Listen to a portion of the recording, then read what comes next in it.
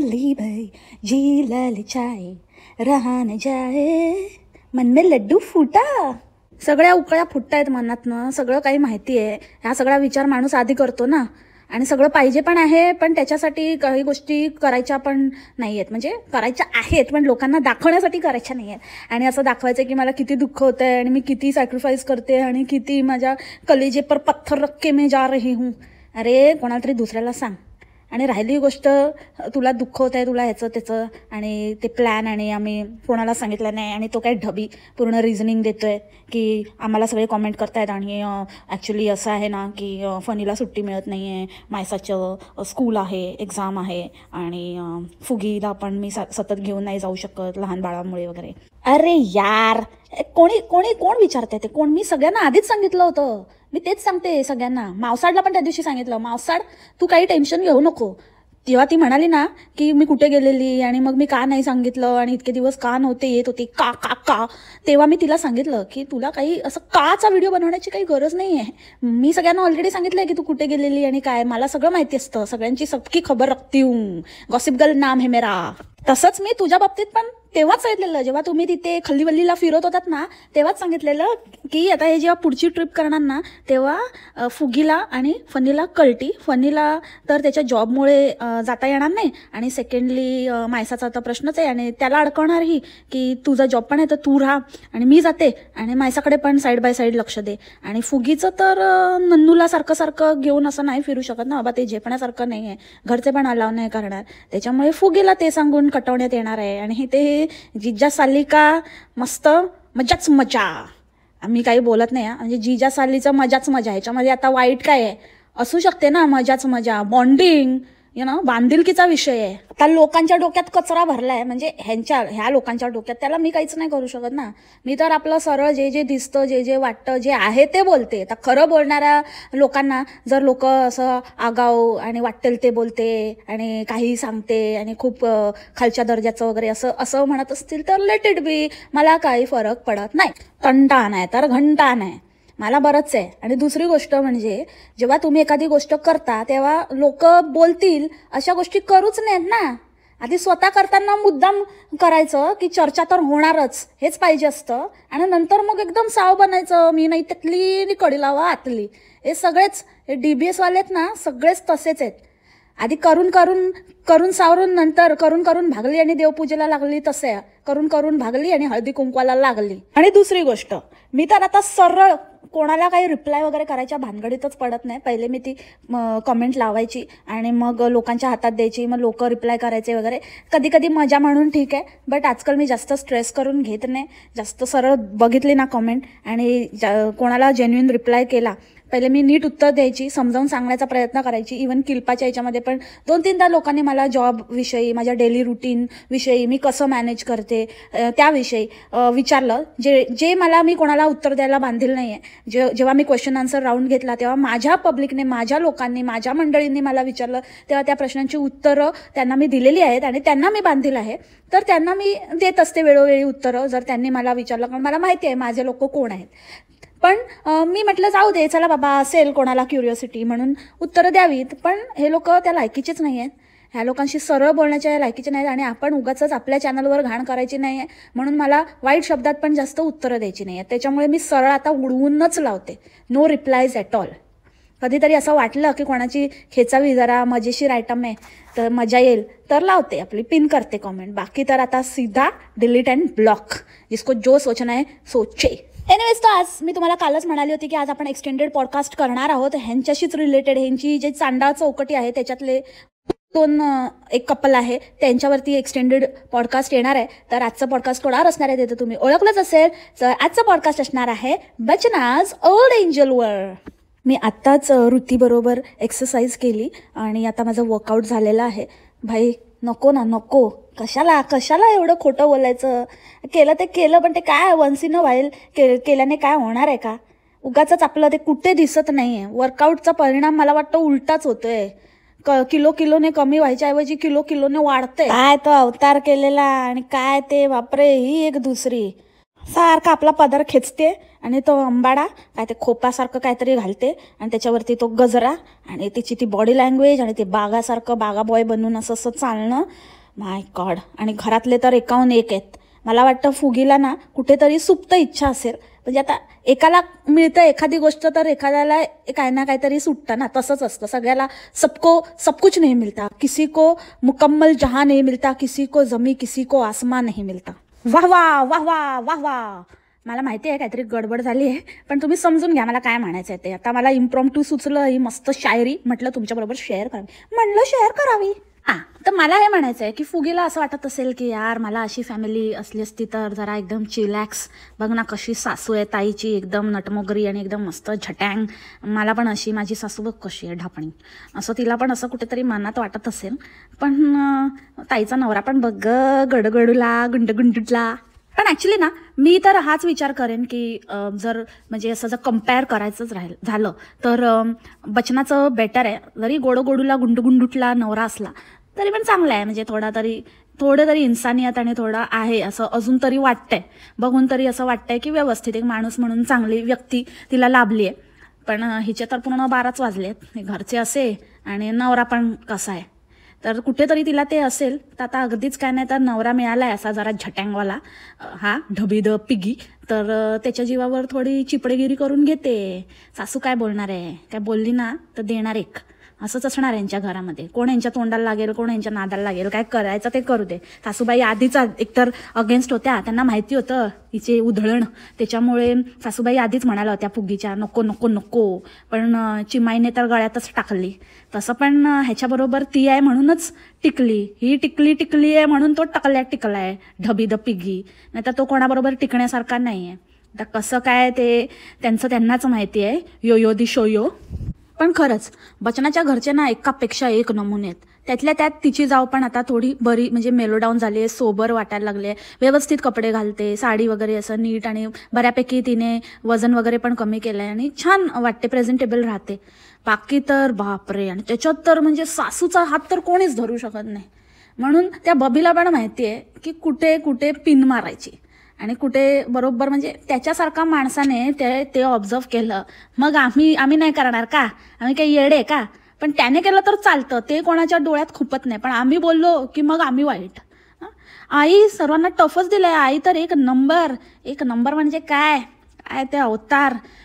ठीक आहे, मी समजू शकते की असं नवरा लवकर गेला म्हणून काही इच्छा वगैरे. पण जरी नवरा असेल एखाद्या बाईचा तरी पण प्रत्येक वयाचं एक असतं ना डेकोरम असतो की कसं असंच नटणं, असंच लाऊड राहणं म्हणजे आपण खूप छान राहतो असं नाही आहे ना. आपण म्हणतो ना सादगी में ही सुंदरता आहे. हे या बायकांना का नाही कळत. व्यवस्थित असं आपल्याला आता काही जणांचं म्हणणं हे पण असेल की वयाचं काय आहे, वयाचं काही बंधन नसतं. आपल्याला जे पाहिजे ते, आपल्याला जे आवडेल ते केलं पाहिजे. हां ठीक आहे, केलं पाहिजे. पण ते दुसऱ्यांना पाहताना डोळ्यांना सुखकर आहे का, ह्या गोष्टीचा पण विचार केला पाहिजे ना. आणि केलंत ना, इतकी वर्ष केलंत, त्या वयात ती मजा केलीत. मग आता त्या वयाचा आपण म्हणजे ज्या वयात आपण आहोत एक सर्टन एजमध्ये, त्या वयाचा पण मान ठेवला पाहिजे ना. त्या वयासारखंच राहिलं पाहिजे. काही बायकांच्या ना इच्छाच संपत नाही आणि इतकी मिक्स पर्सनॅलिटी आहे ना, म्हणजे काहीच कळत नाही. एका बाजूला एकदम असं देव करायचं, एका बाजूला एकदम असं नटायचं मुरडायचं. म्हणजे एक म्हणतो ना आपण एक असं मोहमायापासून दूर असं एका बाजूला दाखवायचं आणि दुसऱ्या बाजूला अगदी म्हणजे त्याच्यामध्ये जे मॅक्झिमम लेवल असेल त्या प्रकारची मोहमायामध्ये स्वतःला अडकवून घ्यायचं. त्या सगळ्या गोष्टी करायच्या. म्हणजे खरंच त्या सासूचं तर काही हेच नाही आहे. आणि ती नणंद एक, माय गॉड. म्हणजे असे कपडे कोण घालतं बाबा. घाला ना तुम्ही, घाला. पार्टी आहे का ती, बड्डे पार्टी आहे की कोणाची ॲनिव्हर्सरी पार्टी आहे, कुठल्याही प्रकारची पार्टी आहे का, हळदी कुंकू आहे ना ते काय ते ऑल्टरनेट काय बोलतात त्याला मला नाही माहिती. ते काहीतरी अजीबचं ॲक्च्युली ते टॉपच होतं, ते ब्लाऊज म्हणून घालण्यात आलेलं आणि त्याच्यावरती ती साडी, ती छुट्टी अलग लेवलचीच आहे छुट्टी. खरंच म्हणजे यांच्या घरात काय आहे, हे लोक जे दुसऱ्यांना सांगतात की असं, आणि संस्कार आणि पाया पडणं म्हणजेच संस्कार आहे का. त्या मुलाला एक तर घाबरवून ठेवलंय त्या गणपती बाप्पाला. लास्ट टाइम 2-3दा सुनवलं तर आता तो बिचारा न चुकता पाया पडतो. आज गेला तर त्या बचनेच्या पाया पडत होता. तेव्हा चच्चू आईची नजर बघितली का कशी एकदम बघत होती पडतोय की नाही पाया. एकदम डेंजर डॉन आहे ती. नको तिथे उगाचच काहीतरी शिस्त. स्वतःकडे बघा आधी, काय अवतार करता, ती पोरगी ती सून सगळ्यांचाच अवतार आहे. आणि बचना तर बाई आजीबाईच तिथे हळदी कुंकवाला ते आत्यांना सांगत होती. ते बोलतात की लावू का, बोलू का, तर बोलतात हो मग काय बोलायलाच पाहिजे, असं काही नसतं, आपल्या मनावर असतं, आपण असं काही मानायचं नसतं. अरे तो तुझ्या सासूने डायलॉग मारला पाहिजे, तू काय मारते ग आजी, ही तर तिच्या वर्तन आहे. कसलं काय बोलायचं आणि असं मुद्दामून असं काहीतरी करायचं की आपणच किती मोठे, आपणच किती ॲडव्हान्स आहोत आणि आपणच किती मॉडर्न आहोत असं दाखवण्याचा प्रयत्न करायचा. का तुम्ही असं लोकांना का गृहीत धरता की लोक असाच विचार करत असतील? आम्ही पण लावतो की आमच्या घरात अशा काही महिला आहेत ज्या महिलांचा नवरा नाही आहे, हयात नाही आहे, त्यांना आम्ही तोच मान देतो जो एका सवाष्ण महिलेला देतो. आम्ही पण भेदभाव करत नाही. पण हे आम्ही असं लोकांना ठासून ठासून असं दाखवत नाही की बाबा असं आम्ही आमच्याकडे असंच करतो आणि तुम्ही कुत्सित विचाराचे आहात आणि आम्ही खूप अल्ट्रा मॉडर्न आहोत वगैरे.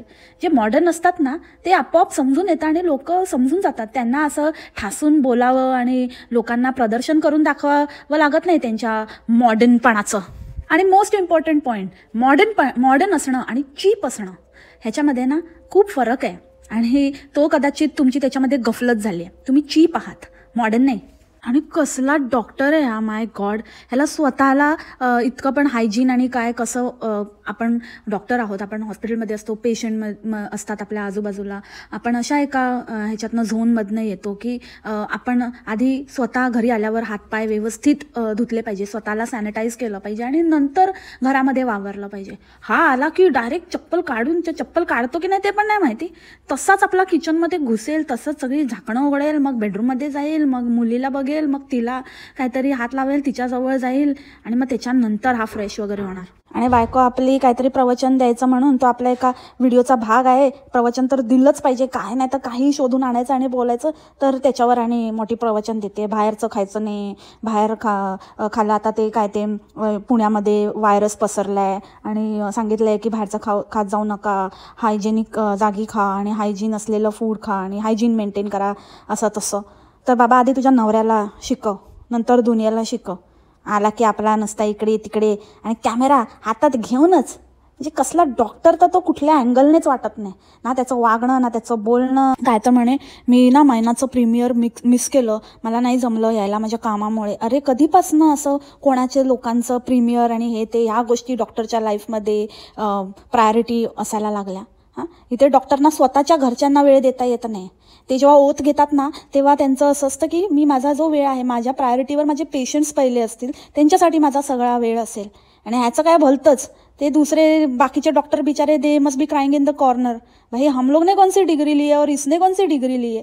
इसको एक मूवी के प्रीमियर को जाने नहीं मिला तो ये भाई एकदम रो रहा है, बोल रहा है की मेरे को नहीं आने मिला. आणि तेव्हाच मला माहिती होतं की हा परत जाईल, परत सोमड्यासारखं ह्याच्यासाठी आणि स्पेशल अजून एकदा फेरी होईल, अजून एकदा ते प्रवचन आपल्याला बकवास ऐकायला मिळेल.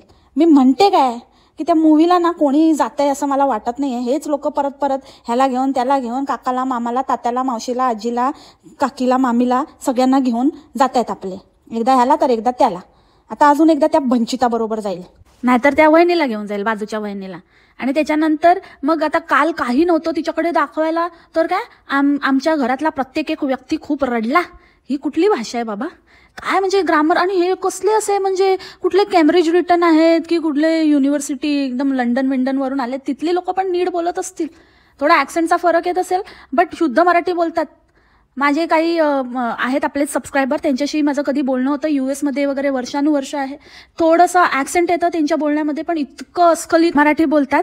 आणि ह्यांचं काय आहे, हे कुठले न्यू बॉम्बे सोबोगल, ह्यांच्यामुळे एवढं ह्यांचं मराठी हे झालं असं.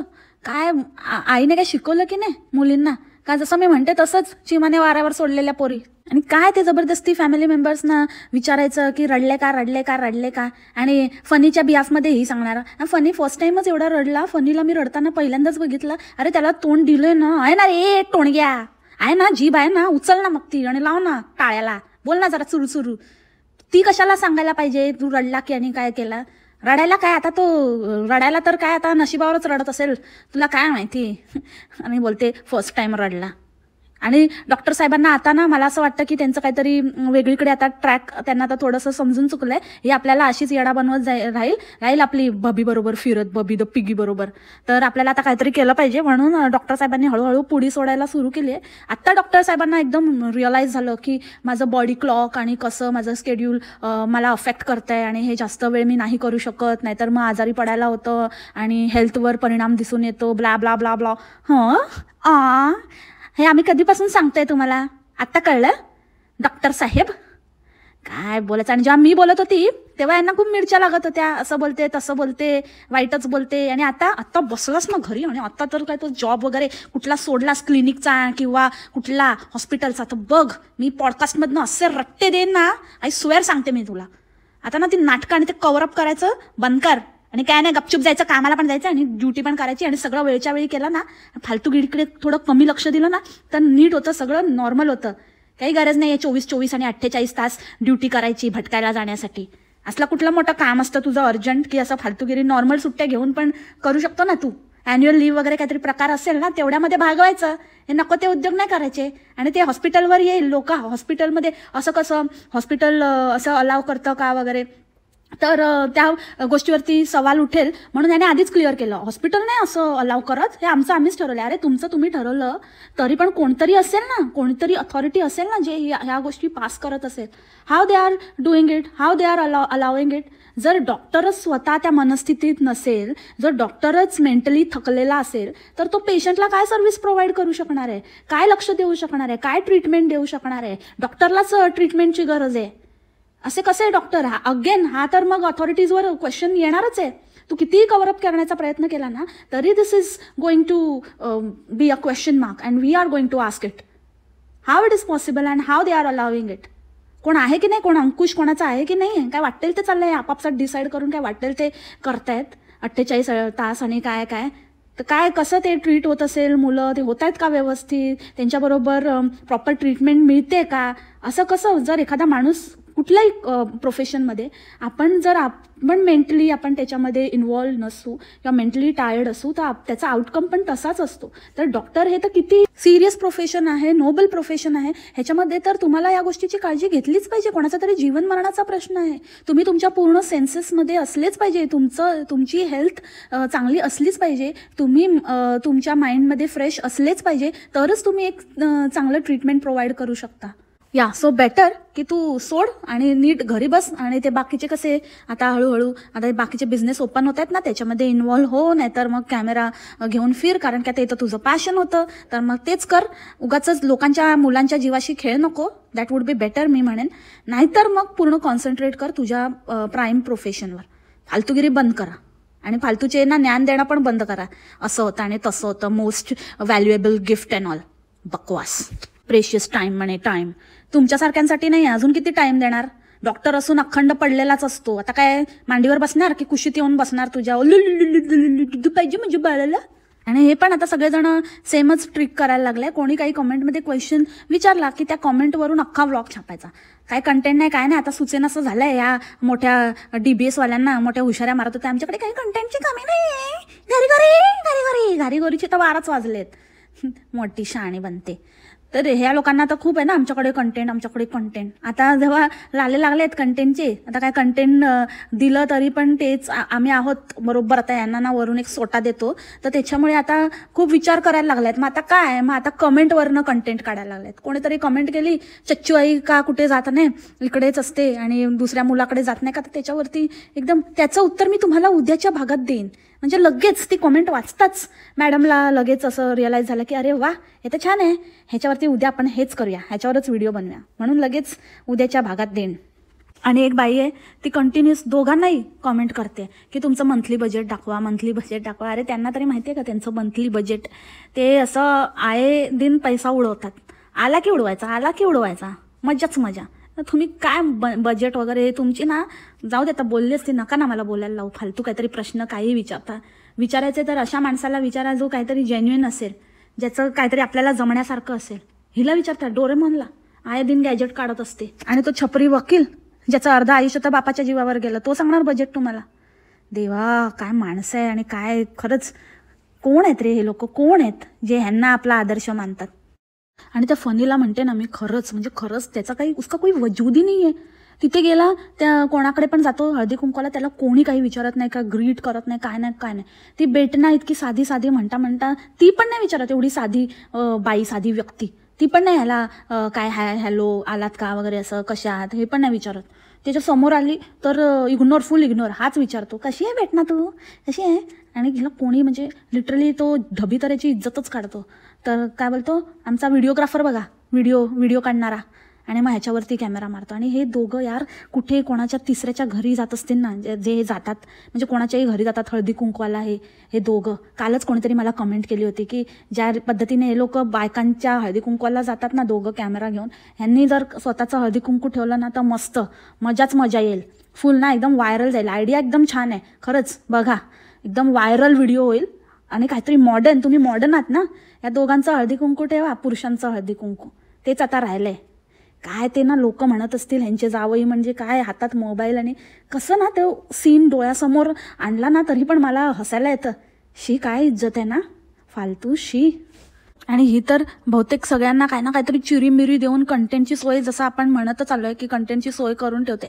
म्हणून हे सगळे हिच्या आत्या मामी हे लोक पण ह्यांच्याच घरी पडलेले असतात. ती मामी मोठी माहेर पण करते हिच्या चच्चूआईचं माहेर पण काय ती एकटीच नणंद आहे, बाकीच्या नंदांकडे नाही जात का मामी तुम्ही? हां, त्यांचं नाही माहेर पण, हिचंच करायचं पडलंय तुम्हाला माहेर पण, कारण हिच्याकडनं मिळतं ना काय ना काहीतरी. असं वागतात जसं काय. आणि तो आत्या तर बापरे, भाईने हात फिरवला असं त्या फनी बरोबर, की फनी मला वाटतं दर महिन्याला 5,000 पाकिट पाठवतो की काय, असं स्क्रिप्ट बोलून दाखवत होत्या. आणि फनी आणि खरंच म्हणजे बॉन्डिंग आपल्याला बोलण्यातनंच कळतं ना. आत्याबरोबर असेल त्याचं, पण मामीबरोबर तर कुठून काही वाटत नव्हतं.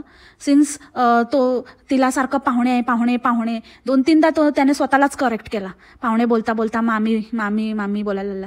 पण जर तुमचं एवढं कनेक्शन आहे तर आपल्या मामीला आपल्या तोंडातनं पाहुणे येईल का? मामी आहे, आत्या आहे, कितीही झालं तरी आपण मामी आत्या हे आपल्या तोंडातनं सहज निघतं. आपल्याला जबरदस्ती असं एफर्ट घ्यायला लागत नाहीत ते बोलण्यासाठी. ह्याच्यावरनंच कळलं की तुमचं काय बॉन्डिंग आहे. भाई पण असेच होते का? असंच आपल्या बहिणींना पाहुणे म्हणायचे. नुसता दिखावा पण आहे ना खरंच, म्हणजे इतकं फेक असतात ना गोष्टी की त्या कुठून ना कुठून तरी लक्षात येतातच. जे जेन्युइन असतात ना त्याला आव आणावा लागत नाही, सहज होतात त्या गोष्टी. पण जो आव आणलेला असतो ना ते असे पकडले जातात. ठीक आहे, आणि मी कसं घरातलं काम कसं पटापट आवरते, आणि ठीक आहे ते तर काय म्हणजे एकाच पद्धतीच्या, फक्त भाज्या बदलतात, बाकी पद्धत एकच. त्या भाजीवरती मीठ मसाला तिखट हळद घालायचं आणि ते एकसाथच तेलात ओतायचं, आणि मग त्याच्यावरती ढिगभर पाणी ओतायचं कळशीभर. ते झालं की झालं, शिट्ट्या काढायच्या. 4 कुकर ठेवलेले आहेत, एकात एक भाजी, दुसऱ्यात दुसरी भाजी, एकात आमटी, एकात भात, झालं जेवण. तर त्याच्यामुळे क्विक आहे तर काय. आणि 10 मिनिटात तर काय यार, कोणाला तरी दुसऱ्याला बच्चन दे. जर 10 मिनिटात वाल सोलत असशील ना तर त्याची क्वांटिटी पण तेवढीच असेल, तुझ्या भेंडी एवढी. म्हणजे तुझी भेंडी नाही ग, तू भेंडीची भाजी करतेस तेव्हा घेतेस ना तेवढी क्वांटिटी असेल, 100 ग्रॅम. म्हणून ते 10 मिनिटात सोलून होतात. हां, 100 ग्रॅम वाल सोलून होतील 10 मिनिटात. 2 हातांनी सोलते म्हणे. अरे भाई तू तर डोरेमॉन आहे, वाल सोलण्याची मशीन मिळते का बघ हगारोकडे. त्या मायनाच्या मूवीचं तर मी इतकंच म्हणेल, ती नौटंकी बंद करा, जास्त नाटकं करू नका. प्रत्येक वेळेला काय कोण अशी कुठली व्यक्ती असेल ज्याला रडायला आवडतं, अननेसेसरी सारखं जाऊन रडायला येतं म्हणून जायचं बघायला. आणि लोकांना सांगताना पण सांगते की तुम्हाला खरंच रडायला येईल, आणि खरंच म्हणजे प्रत्येकाने पाहावा, नक्की रडायला येणार. अरे लोक हसण्यासाठी जातात, लोकांच्या लाईफमध्ये इतका स्ट्रेस आहे, इतक्या गोष्टी चाललेल्या आहेत. खरंच म्हणजे मला ना कधी असं वाटतं की इतकं स्ट्रेसफुल लाईफ आहे, आणि त्याच्यामध्ये असे स्ट्रेसफुल मूवी बघण्यामध्ये कोणाला रस असेल ना. अननेसेसरी ज्या गोष्टी आपण विसरण्याचा प्रयत्न करत आहोत, ज्या गोष्टी आपण इनफॅक्ट विसरू शकत नाही, पण तरी पण आपण मूव्ह ऑन करायचा प्रयत्न करत आहोत, किंवा आपण त्या गोष्टीला मागे सरून पुढे जाण्याचा प्रयत्न करत आहोत. त्या गोष्टी कशाला आणि कोणाला आठवून घ्यायला आवडतील? कशाला स्ट्रेसफुल सिच्युएशनमध्ये, किंवा ज्या गोष्टीने आपल्याला स्ट्रेस होईल, ज्या गोष्टीने आपलं डोकं जड होईल, अशी गोष्ट बघायला जाईल. माइंड रिलॅक्स करण्याची, आता ह्या काळामध्ये ना माणसाला माइंड रिलॅक्स होण्याची गरज आहे, ना की टेन्शन आणि अजून गोष्टीचा स्ट्रेस घेण्याची. तर मुळात जे तुमचं बेसिकच आहे ना ते गंडलं आहे. जे तुम्ही म्हणता ना की खूप रडायला येईल आणि रडल्याशिवाय तुम्ही बाहेर येणारच नाही, तर भाई मग तो मूवी आमच्यासाठी नाही आहे, आम्हाला नाही बघायचं. जेव्हा मला असं वाटेल ना की खूपच आता मजा झाली आहे लाईफमध्ये, खूपच मस्त, खूपच हसायला येते, खूप हसलो आणि आता आपल्याला नजर लागेल, थोडंसं रडूया, तर तेव्हा आम्ही बघू. आता नको. आता खूपच आहे ऑलरेडी डोक्याला शॉर्ट आणि त्याच्यामध्ये आम्हाला अजून रडायचं नाही आहे. तुम्हीच बघा, कारण तुमचं जास्त चाललंय ना. बरोबर आहे, तुझ्यासाठी गरज आहे, कारण तू तिथे जाऊन पण मूवीमध्ये रडायच्या ऐवजी करत बसलं. आणि आज तर बघितलंच आपण सर्वांनी की काय प्रोफेशनलिझम आहे. Being in the same profession मी हे फील करू शकते किंवा मी हे समजू शकते की किती एम्बॅरेसिंग आहे आणि किती अनएथिकल आहे ॲट द फर्स्ट प्लेस, की तुम्ही होस्ट आहात, तुम्ही टूर मॅनेजर आहात की व्हॉट्सो एव्हर आहात आणि तुम्ही सगळं अरेंजमेंट केले आहे आणि तुम्ही त्या ठिकाणी सगळ्यात लेट पोचताय आणि लोक ऑलरेडी पोचलेली आहेत आणि तुम्ही त्यांना बोलते सॉरी सॉरी सॉरी, आमच्या इथून आहे ना खरं तर खूप ट्रॅफिक, म्हणजे फुल of excuses from the start. अरे तुम्ही सगळं कॅल्क्युलेट करून, तुम्हाला माहिती आहे 1 तास आधीच पोचायला पाहिजे तिथे. जनरली असंच असतं. इवन ब्रेकफास्ट, काही आता जे टूरमध्ये होणार आहे तेव्हा सगळ्या ठिकाणी जर तुम्ही 8चं टायमिंग दिलं आहे तर तुम्हाला तिकडे 7 वाजता उभं राहून सगळं अरेंजमेंट आहे का, प्रॉपर सगळ्यांचं नीट सगळं अरेंज झालेलं आहे का, ते तुम्हाला स्वतःला 7 वाजता तिथे उभं राहायला लागणार आहे, जेव्हा तुम्ही लोकांना 8चा कॉल टाईम दिला आहे. म्हणजे काय लोक आहेत म्हणजे ह्याच्यावरनं. आणि कुठे ते अजिबात ते प्रोफेशनलिझम वाटतच नव्हतं. I am really ईगरली waiting for this vlog, कारण माझ्यासाठी असं पर्वणी आहे, कारण हे माझं प्रोफेशन असल्यामुळे मला असं बघायला आणि काय करतायत हे अनप्रोफेशनल अनएथिकल लोक, हे मला बघायचं आहे आणि I am really looking forward to it. So that's it for the today's podcast. I hope तुम्हाला आवडलं असेल. भेटू आपण उद्याच्या पॉडकास्टमध्ये नवीन इंटरेस्टिंग विषयासोबत. तोपर्यंत खा प्या मस्त राहा आणि स्वस्थ राहा. Take care. बाय. मसलाम.